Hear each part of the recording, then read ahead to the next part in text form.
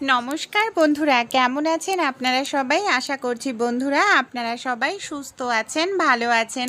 দাঁত আমাদের অনেক সময় দেখা যায় হলুদ হয়ে যায়। হলুদ দাঁত আমাদের অনেক সময় লজ্জার কারণ হয়ে দাঁড়ায়। আমরা প্রত্যেকেই চাই আমাদের দাঁত হবে সাদা ধবধবে মুক্তোর মতো। যদি আপনাদের দাঁতে পাথর জমে যায়, পাথরের মতো সমস্যাও কিন্তু দূর করে দেবে এই রেমেডিটি যদি আপনারা একবার অ্যাপ্লাই করে দেখেন। হলুদ দাঁত একদম সাদা হয়ে যাবে। আমি আপনাদের লাইভ রেজাল্ট কিন্তু দেখাবো বন্ধুরা। এর জন্য আমাদের কেমিক্যালযুক্ত জিনিস বা অনেকটা টাকাও খরচা করতে হবে না। ঘরে থাকা জিনিস দিয়েই আমাদের দাঁতকে আমরা সাদা ধবধবে মুক্তোর মতো করে নিতে পারবো, শুধু একবার সঠিকভাবে সঠিক জিনিস ব্যবহার করলে। দাঁত আমাদের কিন্তু মুখের মধ্যে সৌন্দর্যের একটা জিনিসের মধ্যে পড়ে বন্ধুরা।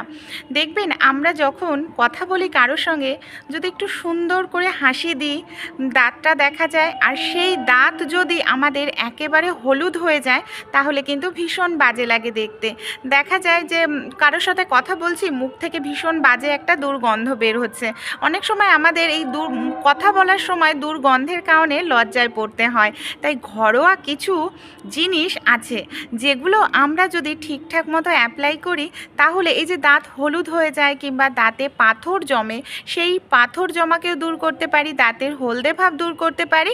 সেই সঙ্গে কারোর সাথে কথা বলার সময় মুখ থেকে যখন বাজে দুর্গন্ধ বের হয়, আমাদের লজ্জায় পড়তে হবে না যদি এই ঘরোয়া রেমেডিটি আমরা পরপর 3-4 দিন অ্যাপ্লাই করি। খুব ভালো রেজাল্ট পাবেন বন্ধুরা। আপনারা বিশ্বাস করে একবার ভিডিওটি শেষ পর্যন্ত দেখুন আর অবশ্যই অ্যাপ্লাই করবেন। আশা করছি আপনাদের দাঁতও দেখবেন মুক্তোর মতো সাদা ধবধবে হয়ে যাবে। চলুন তাহলে ভিডিওটি আমরা দেখতে থাকি। আমি নিয়ে নিয়েছি একটি টমেটো। টমেটো আমাদের প্রত্যেকের বাড়িতেই কিন্তু থাকে। টমেটোটাকে এখানে আমি দেখুন অর্ধেক করে কেটে নিচ্ছি। এখানে আমি অর্ধেক টমেটো ব্যবহার করছি, আপনারা আপনাদের পরিমাণ মতো ব্যবহার করবেন। একটি গ্রেটার নিয়ে নিয়েছি, গ্রেটারের সাহায্যে এইভাবে ধীরে ধীরে টমেটোটাকে গ্রেট করে আমরা নিয়ে নেব।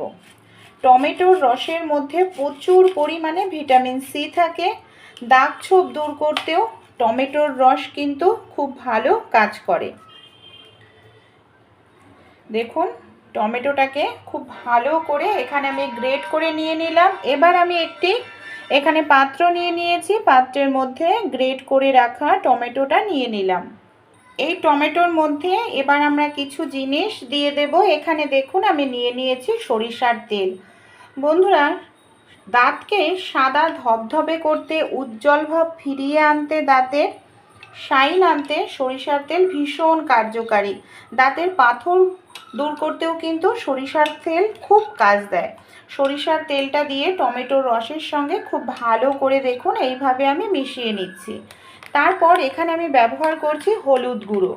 যাদের দাঁতের গোড়া থেকে রক্ত বের হয়, পায়রিয়ার মতো সমস্যা দেখা দেয়, এমনকি দাঁতের গোড়া থেকে মাড়ি যন্ত্রণা করে, ফুলে উঠেছে, ইনফেকশন দূর করতে কিন্তু হলুদ দিয়েও খুব ভালো করে দেখুন এইভাবে আমাদের মিশিয়ে নিতে হবে। আপনারা এই মিশ্রণটি পরপর 2 থেকে 3 দিন করলেই দেখবেন রেজাল্ট আপনারা কিন্তু হাতে নাতে পেয়ে যাবেন। আর এখানে যে জিনিস আমরা ব্যবহার করছি প্রত্যেকটা জিনিসই কিন্তু আমরা কোনো না কোনো কাজে ব্যবহার করেই থাকি প্রতিদিন। তাই এটা আমাদের দাঁতের কিন্তু কোনো রকম কোনো ক্ষতি করবে না। তাই আপনারা এটাকে নিঃসন্দেহে ব্যবহার করতে পারেন, কোনো রকম দাঁতের আপনাদের ক্ষতি কিন্তু হবে না। এরপর যে জিনিসটা আমাদের অবশ্যই দিতে হবে বন্ধুরা, এখানে দেখুন আমি নিয়ে নিচ্ছি কিছুটা পরিমাণ খাবার সোডা বা বেকিং সোডা। খাবার সোডা বা বেকিং সোডা কিন্তু অবশ্যই দেবেন। এটা দাঁতের পাথর তুলতে সাহায্য করে, দাঁত যে কালো হয়ে যায় সেটাকে দূর করে, দাঁতের হলুদ ভাব দূর করে। তাই অবশ্যই এখানে খাবার সোডা বা বেকিং সোডা কিন্তু দিতেই হবে। এই জিনিসটা আপনাদের দিতেই লাগবে। খুব ভালো করে এই যে খাবার সোডা বা বেকিং সোডা দিয়েও আমরা মিশ্রণটাকে এইভাবে মিশিয়ে নিলাম।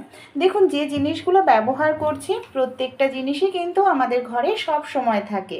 এবার আমি নিয়ে নিচ্ছি এর মধ্যে কিছুটা পরিমাণ টুথপেস্ট। আপনারা যে টুথপেস্ট ব্যবহার করেন সেই টুথপেস্ট নিয়ে নেবেন। এখানে দেখুন টুথপেস্টটা দিয়েও খুব ভালো করে এখানে আমি মিশিয়ে নিচ্ছি। মিশ্রণটা ঠিক এরকম তৈরি হবে। এখানে আমার মিশ্রণটা তৈরি হয়ে গেল। কিভাবে ব্যবহার করতে হবে অবশ্যই জানাবো। এটা তো আমাদের তৈরি হয়ে গেল দাঁত মাজার জন্য। এবার যাদের মুখ থেকে বাজে দুর্গন্ধ বের হয় তারা কি করবেন চলুন তাহলে দেখে নিই। এটাকে আমি এবার সাইডে রেখে নিচ্ছি। এখানে আমি একটি পাত্র নিয়ে নিয়েছি। পাত্রের মধ্যে এবার আমি কিছু জিনিস দিয়ে দেব। পাত্রের মধ্যে আমি 1 গ্লাস পরিমাণ জল দিয়ে দিয়েছি। এই জলের মধ্যে আমি দিয়ে দিচ্ছি 2-3টে লবঙ্গ। আপনারাও এরকম লবঙ্গ দিয়ে দেবেন। তারপর এখানে দেখুন আমি একটি ছোট সাইজের আদা নিয়ে নিয়েছি। আদাটা জলের মধ্যে দিয়ে দিলাম। এবার এটাকে আমরা কিভাবে ব্যবহার করব চলুন। এই যে লবঙ্গ আর আদা আমি জলের মধ্যে দিয়ে দিয়েছি, এটাকে আমরা 2 থেকে 3 মিনিট খুব ভালো করে ফুটিয়ে নেব। যখন 2 থেকে 3 মিনিট ফুটতে শুরু করবে জলের কালারও একটু চেঞ্জ হয়ে যাবে, কারণ আদার রস লবঙ্গর রস জলের সঙ্গে ভালোভাবে মিশবে। তখন আমরা গ্যাসটাকে বন্ধ করে দেব। এবার দেখুন এটা এখনও প্রচুর গরম রয়েছে। এতটা গরম অবস্থাতে আমরা ব্যবহার করব না। আমি এখানে একটি ছাঁকনি নিয়ে নিয়েছি আর একটি গ্লাস নিয়ে নিয়েছি। গ্লাসের মধ্যে আমি এই জলটাকে ছেঁকে নিলাম। এবার আমরা কি করব, এটা এখনো প্রচুর গরম, তাই যখন হালকা ঠান্ডা হবে উষ্ণ হবে তখন আমাদের এটাকে ব্যবহার করতে হবে। তাহলে দেখুন এখানে কিন্তু আমার দুটো জিনিসই তৈরি হয়ে গেল, দাঁতকে সাদা ধবধবে করার, মুখের দুর্গন্ধ দূর করার। দেখুন মিশ্রণটা এখানে আমার রেডি হয়ে গেছে। আমি এখানে নিয়ে নিয়েছি একটি ব্রাশের মধ্যে আমি মিশ্রণটাকে খুব ভালো করে লাগিয়ে নিলাম। এটা আপনারা তৈরি করে ফ্রিজের মধ্যে রেখে দেবেন। এটা মিনিমাম 5-6 দিন ফ্রিজের মধ্যে রেখে ইউজ করতে পারেন, নষ্ট হবে না। আর অবশ্যই এটা 2 বার করে ইউজ করতে হবে। ব্রাশের মধ্যে মিশ্রণটাকে লাগিয়ে আমি খুব ভালো করে এইভাবে দাঁতটাকে ব্রাশ করে নেব। যাদের দাঁত একেবারে হলুদ হয়ে গেছে, পাথর জমে গেছে, তারা অবশ্যই কিন্তু 2 বার করে করবেন। 2 বার করে এমনিতেও দাঁত মাজা উচিত আমাদের রাতে খাওয়া দাওয়ার পর আর সকালবেলায়। এতে দেখবেন দাঁতের ইনফেকশনের সমস্যা অনেকটাই দূর হবে। আর যাদের দাঁতে পাথর জমে যায় বা হলুদ হয়ে যায় তারা এই মিশ্রণটা 2 বার ব্যবহার করুন। ধীরে ধীরে অ্যাপ্লাই করবেন, দেখবেন দাঁত আপনাদের খুব সহজেই কিন্তু সাদা ধবধবে হবে আর পাথরও দূর হয়ে যাবে। চলুন এবার আমি আপনাদের মুখটা ধুয়ে দেখাই। দাঁতটা আমি মেজে নিয়েছি, মাজার পর দেখুন কতটা সুন্দর পরিষ্কার হয়েছে।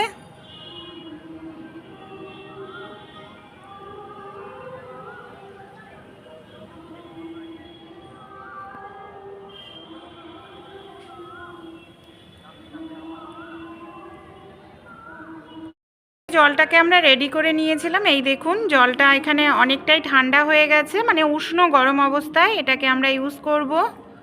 এটাকে কিভাবে ব্যবহার করতে হবে চলুন দেখে। মুখ থেকে কথা বলতে গেলে গন্ধ বের হয়, এরকম একটি জল আপনারা তৈরি করে নেবেন। আর এই জলটা দিয়ে আমরা কি করব, কুলিকুচি করতে পারেন, না হয় আপনারা খেয়েও নিতে পারেন। এটা খেলেও কিন্তু কোনো ক্ষতি হবে না, আর কুলিকুচিও করতে পারেন। এটাকে আমি খেয়েই নেব উষ্ণ গরম অবস্থাতে। এতে অনেক সময় আমাদের গলা ব্যথা করে, কথা বলতে গেলে খুসখুসে কাশি হয়, সেই সমস্যাও দূর হবে।